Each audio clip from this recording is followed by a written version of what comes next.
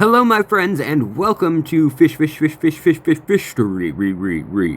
Yeah, that's some expensive sound editing that I hired. I hope you guys are doing well. Today, we're going to be looking at a video that is going to go over facts about goldfish, and they start with their first 7 facts apparently being about the history of the fish. So I wanted to chime in. Here's a channel that's the Aquarium Store Depot.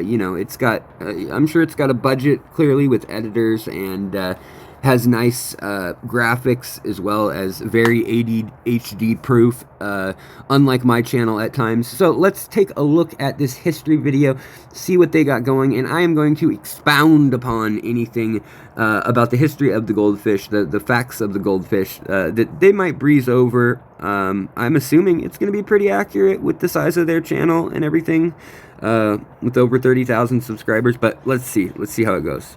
History. Goldfish have been around for a very long time. The fish we know today derived initially from the Prussian carp and were domesticated 1,000 years ago. Okay, already that's incorrect. Goldfish are not from the Prussian carp.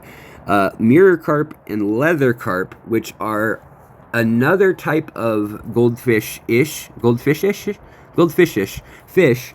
Oh, wow, that's going to be fun to say. Goldfish-ish fish that are from that same genus grouping, but they are the Prussian carp, as they mentioned, different from the Eurasian carp. And they are what later would get crossed with the koi fish in Japan to create a hybrid and give us today what we know as the Doitsu carp. But I have to tell you just a little bit about this fascinating history because almost nobody knows about this, and it's pretty fascinating in that early in European history, medieval European history, as Europe is forming its states and nations, in the modern region of Bavaria as well, all the way through the mountains there, as well as some monasteries in the Alps, and then all the way east to modern day Georgia and the Black Sea, the Aral Sea, all that area in what we would kind of call Eurasia. There were these monasteries, and these monasteries had a group of monks known as Augustan monks, and they were Christian monks that lived a kind of low-profile life and focused on religion and religious text study, copying texts, making books, essentially, and writing and copying the Bible and distributing those, as well as, reflecting upon life. And in their free time, they have accomplished quite a few things, whether it was genetics and the Gregory Mendel, and the genetics of color, like the peas that were first bred in a garden run by monks and were noticed, which colors were dominant in the flowers of pea plants.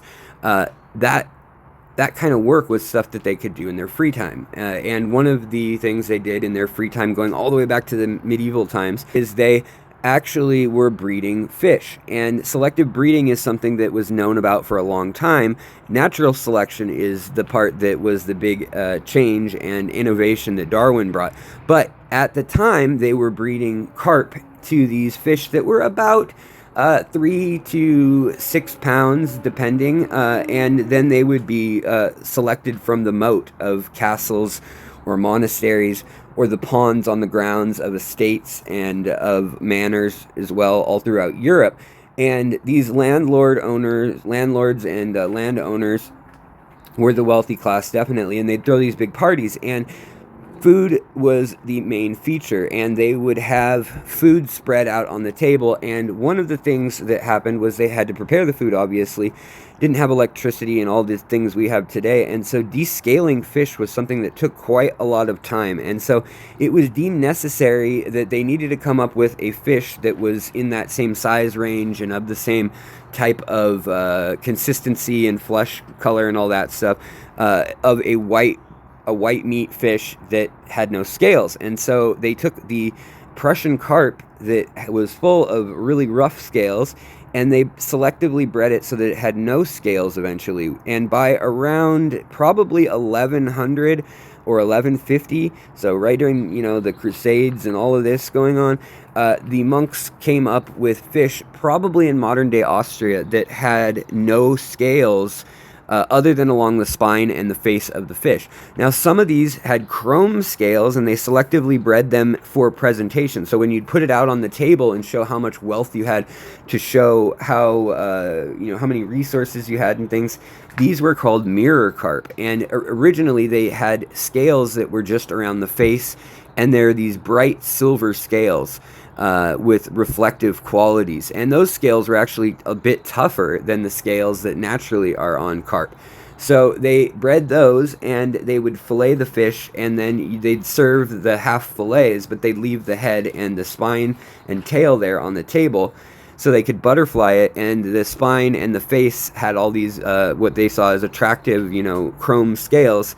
And so they worked pretty hard at selectively breeding these. And by the 1400s, even the British Isles, all the way to Ireland, by 1419, there's an account that they had their mirror carp brought there, as well as all throughout, all the way over into modern day Middle East, these fish had made their way around. Now, the leather carp, as it's known, because it felt like a leather surface, is what the type with no scales were known as. And those were also just as common throughout Europe. By around the 1400s, they were a really common fish, probably the most common fish kept in captivity in ponds and things, because they didn't require any scaling, and they could live off of algae and insects, even if there weren't other fish and wasn't a big ecosystem there in the pond per se. You could put a man-made hole in the ground, let it fill with water from rain, and ta-da, you could have a pond that would hold them just fine. All right, let's get back to the video. My point was that the fish that are known as Prussian carp, those were those carp that look a lot more carpy. They weren't super decorative other than the scales part. And it wasn't until 1911 that they were hybridized back with the ornamental carp of Asia, and that's when a traveling Japanese man who kept carp back home brought home some of them, and he crossed the mirror carp with the Doitsu koi and ended up with really pronounced scales and different sections, like a calico looking fish with the dark edge of the scales and the kind of undershaded look, like you'd think about in classic Japanese tattooing of koi fish. So the ones where you can see the scales very prominent like that, and where they have that chrome reflective look and almost look like armor, that's because of being crossed back with mirror carp, which were also bred by the monks at some point in probably the 16 and 1700s. They were bred to be fully covered in the chrome scales, again, in another iteration, which was not for descaling, but rather to just leave some whole fish on the table that looked fancy, that may not even get eaten, or maybe the servants and the cooks and things would later eat it.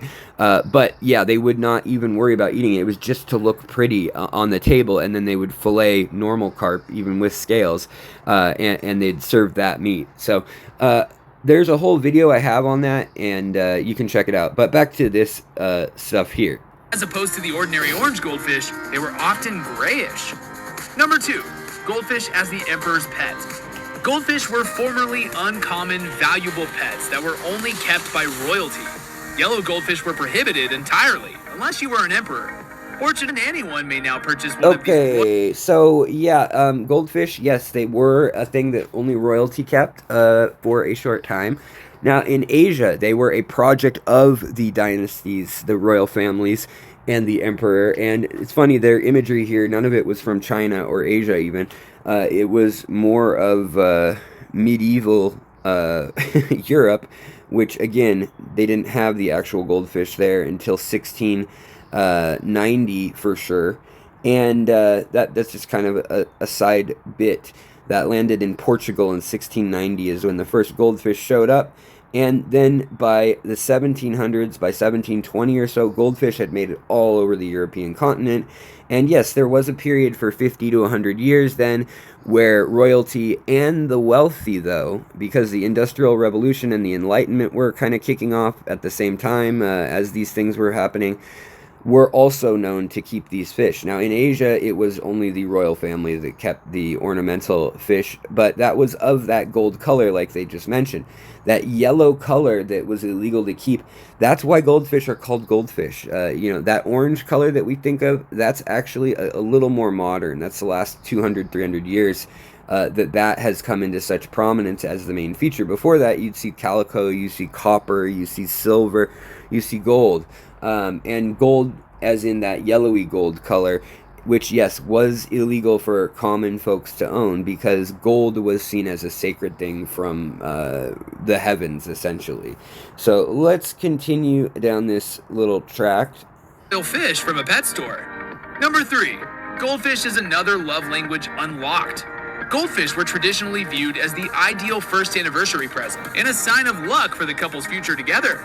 They still make excellent presents today, only if you're sure the recipient... Okay, so I don't know about this. I mean, there is a short period in Victorian Europe, in English-speaking Europe of England, and a little bit into Paris, when there was a fad of, yes, doing the presents every year on the anniversary, and the goldfish was kind of a cheap thing that, yes, you bring home like a bouquet of flowers by this point in time.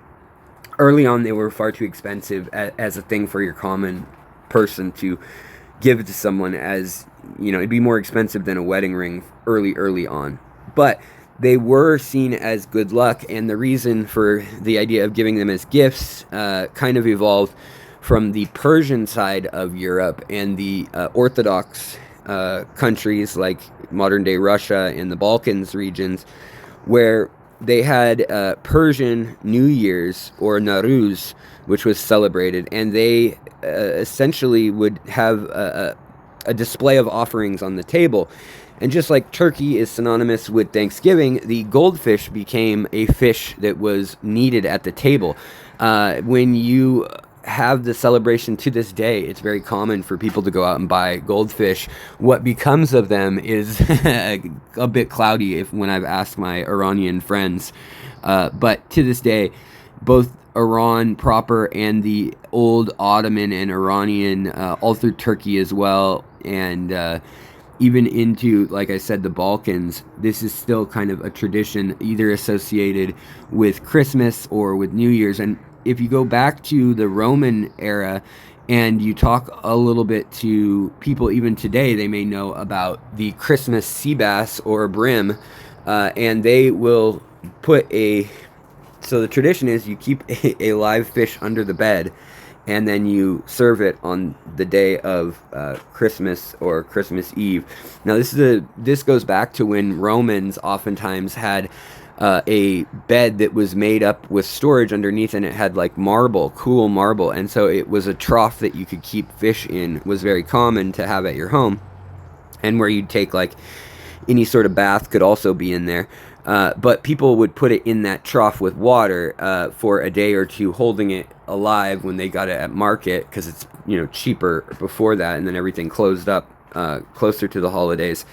And it actually starts before Christianity, buying local fish that had been caught, bringing them home for feasts, and it transitions over time to whatever the status symbol fish was. And by the 1800s, that is a goldfish, which people are still thinking of as a food fish in some ways. If you're talking about the European carp species, these little ornamental fish, like we think of as goldfish, that are small in a matter of ounces rather than pounds, that is kind of the change that comes from the east and works its way east after landing. So it starts all the way in China, comes all the way back to Portugal, and then from the 1700s, 1800s, works its way towards the east yet again until it meets back up with the culture that is familiar with that tradition and keeping of fish. So let's continue. Will take good care of their new fish. Number 4. Let's look at the goldfish passport's travel history. Goldfish were first brought to the United States in the middle of the 1800s, after enjoying centuries of popularity in the East. They arrived here via ship, having been transported across the ocean. They're like even 200. Wow, that they just breezed over everything.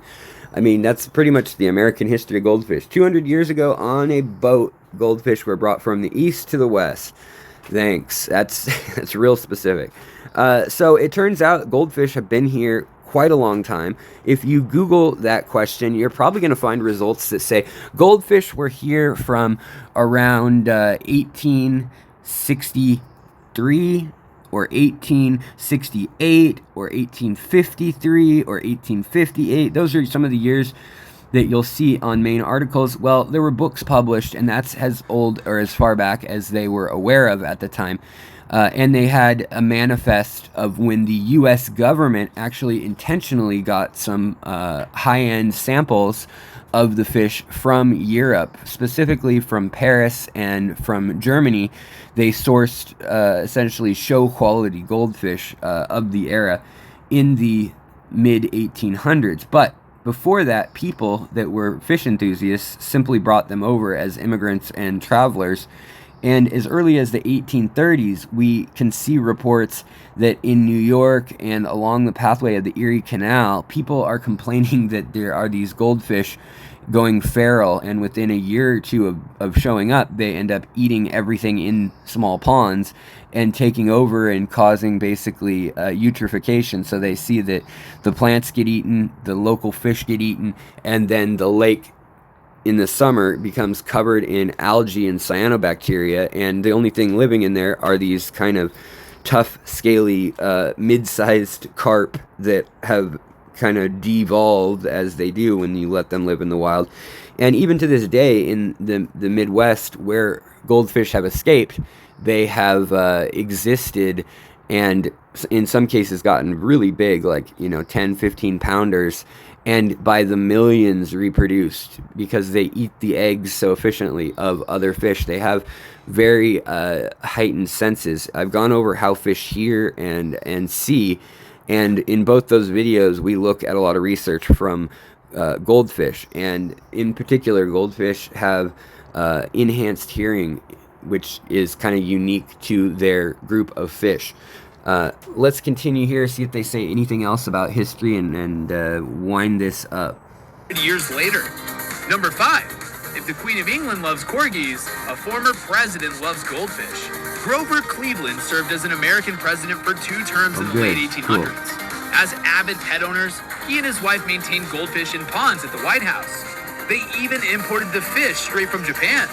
Number 6. Goldfish can be valuable. This video that you can't compare your jewelry. So very cool that they're going to talk about this, in that the goldfish has a really interesting history. I've actually gone over some of this in a video that stands alone called The Secret History of the European Goldfish.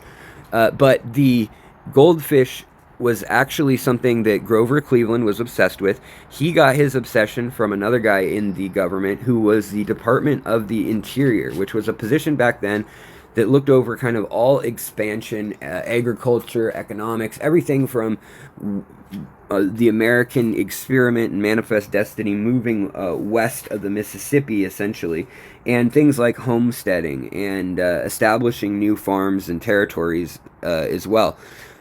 They actually would let you write, and you could write in and mail them a letter, and they would send you a little goldfish in a bowl. So they'd actually had commissioned bowls to be made by a glass blowing company, and they gave out more than 300,000 of these fish from 1878 to the 1880s at some point, when they called off the, I think it was like 1889 that they called it off, because people were starting to catch on that this was like a pretty good deal, and the government actually had only a small budget allotted for it, which surprises me that they even did it at all. But the point was, they wanted to encourage people to get to know the fish and to think of the fish and think of the ornamental fish, and then think of allowing carp or mirror carp and leather carp, the European strains of the fish, the close cousins, to allow those to be stocked locally. And if they needed a pond or something to have a food source on their property, to think of using the carp and to write the Minister of Interiors and talk to the Fisheries Department. So in 1870, the Fisheries Department was formed, and they also, across the West, had divisions. Sacramento and San Francisco had one, and Boise, Spokane, Washington, and Seattle, Washington. They all had them out here, and Denver's another place that had them. And they would breed fish, and then they would allow you to order them essentially for your area, or allow mayors or town and city councils to say, hey, we need some trout, we need some this, we need some that, and if whatever they had on hand, you could request them to come out and stock them anywhere that the railroad lines came within 40 miles of. So pretty impressive. But they would carry the fingerling fish in these bags, these kind of wax-lined bags that were woven, and they would have a few thousand baby fish in this heavy bag full of water that they would bring out, hopefully on a train, and then they would carry it if need be between two people. But then they would dump this in the local lakes, and it would stock fish in places, especially like at elevation, where fish may not normally thrive. And also in the West, the glaciers scraped away a lot of the lakes and streams that had millions of years of evolution of fish, and so who knows what species were wiped away with that. Whereas on the East Coast and the Midwest of the United States, they have a very rich diversity of fish. On the West Coast, especially the Pacific Northwest, here we only have 50 species in Washington State, and something like 10 of them are introduced from other parts of the country, like panfish and bass and things like that. And then the rest are either trout or salmonid for the half of the rest of the fish. So there really aren't that many unique fish out this way. And so it was easy. Stickleback were pretty much the only fish that would be in a lot of these kinds of places. And so they would get stocked by these carp, and they would take over in many cases. And for a time, until the 1920s actually, people would use these fish, and it was touted that the goldfish would eat algae, and that's true, but they can also eat all the vegetation in the lake, and the other fish in the lake, and the insects that create a food web that then prevent algae from blooming. And so while they do eat algae, they don't tend to eat as much cyanobacteria or some of the algae that grow on the surface or that float in the water, single cell algae stuff. And so, yes, they both stop algae, but they also can cause algae. And it took them a while to figure all that out and stop delivering them. But let's continue and see what they have to finish off the episode with. Dear goldfish, it's because some are extremely valuable. Most goldfish make affordable pets, but some rare breeds cost hundreds of dollars. One of the most expensive goldfish ever sold was in Britain's Rocky, a red oranda believed to be the largest fancy goldfish in the country at that time. It weighed in at 2 pounds and 10 ounces and sold for 4,500 pounds. Wow. That's still very cheap compared with the world's most expensive koi fish, which sold for a jaw-dropping $1.8 million. Jumping on our seventh fact, let's focus now on the goldfish records. Goldfish can grow old with you, possess a long lifespan, outliving... Okay, so looks like we're going to finish it up here with the goldfish lifespan, and it looks like they're done with the history, but let's hear them out. How old do goldfish get? Any dog or cat. Its lifespan is unknown. At least one survived for 44 years. The fish's name was George. Number 8. Wow. Do goldfish have hidden talents? The Guinness... Alright guys, thanks for joining me. Just thought that would be a little something to do. Been a little bit down health-wise again this week, but it's all good. I'm making a recovery. It's always an up and down thing with autoimmune. Thanks for sticking around, and hopefully you'll see me again soon in another video.